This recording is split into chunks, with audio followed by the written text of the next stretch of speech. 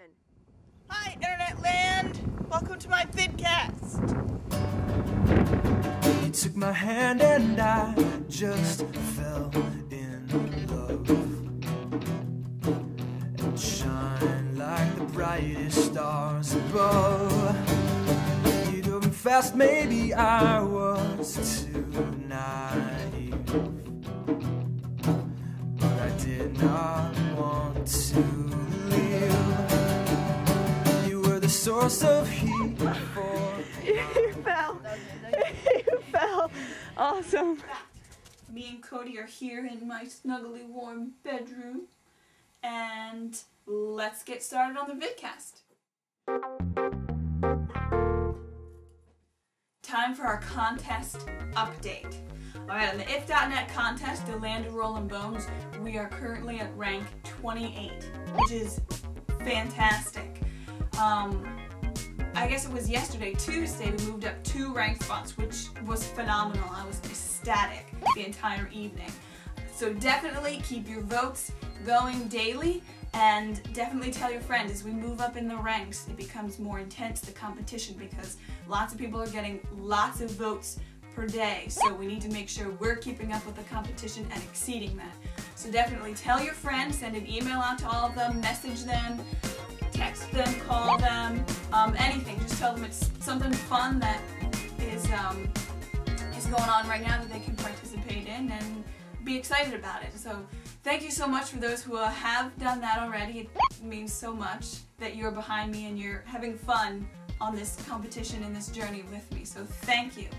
Also remember, February 16th the contest ends, but remember to cast your vote on the 16th because the ballots don't close until late afternoon.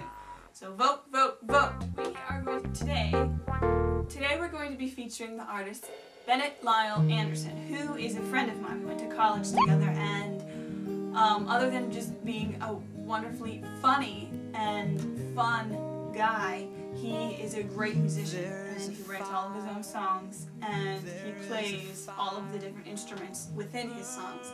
And it's really great to see him live because he has his guitar, and then he has like his harmonica on this like thing that he made so he can play it. And so he's got several things going on, so it's really fun to watch him live. So I sent him an interview, or some questions for him to answer so we can know a little bit more about Bennett as we listen to his music. Bennett, what inspires you to write music? A lot of things inspire me to write music. The one thing I think every song has in common is that it was written out of an emotional response to a significant event. A good example is the song Wicked Kingdom. The significant event behind that song was the Virginia Tech shooting a few years back. Most of my songs are inspired by questions I have. Big questions about God, myself, this world, and girls. The other thing is a genuine love for playing music. What first got you started in writing music? I think what first got me started was a desire to impress girls. I wrote my first song during my junior year of high school. I played it at my church youth group events and really liked the whole process and experience, so I started to write more. Why do you want to write music? For me, writing songs is some kind of release. It's a way for me to express my search for truth, or maybe a way to make more sense of the search. But on a much simpler but just as real note, I want to write songs because I like writing songs. So that's a little bit about Bennett. Check out his music at myspace.com/BennettLyleAnderson. The link should be on the page right about now. There it is. Definitely check him out. He's a great artist. He's got some great songs and he's a fun guy. So check out his music. In our Bones section of the vidcast this week, we are going to be talking and addressing the question, what is the next step for Booth and Breton and their relationship? This is what I think. And I've watched pretty much every episode, so I've seen their relationship evolve from not getting along because they're so different to kind of disliking each other a lot to, okay, we're friends, to being really good friends, and now sort of realizing, well, gee, there may be something a little bit more than that. And I think pretty much everyone who works at the Jeffersonian knows that they're perfect for each other. They balance each other out so well, and they just have such a deep care for the other person. They really care about them. I think the next step for them is to realize their deeper feelings for each other personally, and then once they realize it personally, to be able to express it to the other person, which I'm sure would take forever. So I think that's what needs to happen next. But if you have something different, email me at conversationswithchrissy@gmail.com, or if you agree with me, email me. I want to hear, I want to talk about bones. So email me. Let's talk about Emily Deschanel. She plays Dr. Temperance Brennan in the show Bones. She can also be seen in Cold Mountain, The Alamo, and Spider-Man 2, which are all great movies, so look for her in those. She is the older sister to actress, musician, and singer Zooey Deschanel, who can be seen in Elf and heard with her band She and Him.